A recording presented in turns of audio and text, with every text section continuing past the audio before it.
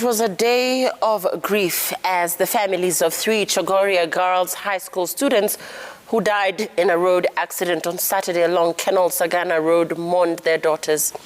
The family of 17-year-old Karen Wango and Joy Bernice termed their daughter's death as a big blow as the two friends were busy preparing to sit for their Kenya Certificate of Secondary Education exams in March 2022. Lucy Mburu is a grieving mother. Lucy is still in shock following the tragic accident along Kenol Sagana Road that claimed the life of her third-born daughter, Karen Wango. Lucy fell sick after receiving news of the accident. I was feeling as if I was sick. I went to the hospital, just around, and I told the nurse how I was feeling. I was feeling that I have no power. So we were not aware that our daughter died on the spot. So we went to the hospital, trying to inquire where they could be. I was called, and we went and I identified Karen. It was a very painful experience.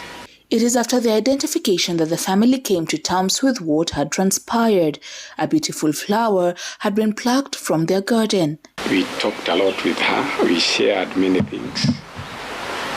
Her ambitions, challenges, and a lot of things. Karen was good. She was good.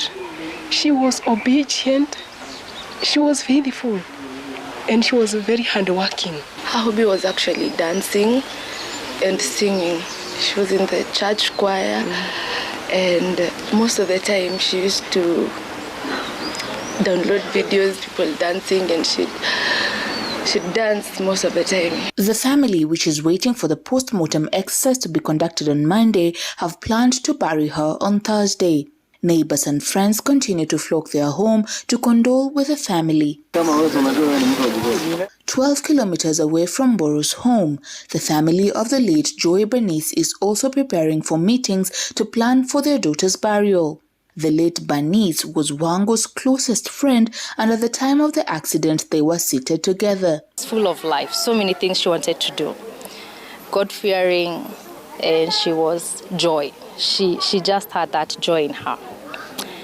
The dad, the mom, devastated. I think they all need all the prayers and all the support.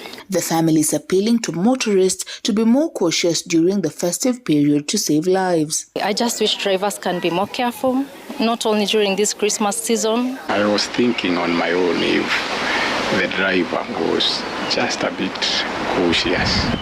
He could have waited. And to have a clear way to overtake could have saved the lives of our daughters. A post-mortem exercise for the four is expected to be conducted at the General Cargo Funeral Home on Monday before the families are allowed to bury their kin. Survivors are still receiving treatment at different hospitals in Murang'a and Kiambu.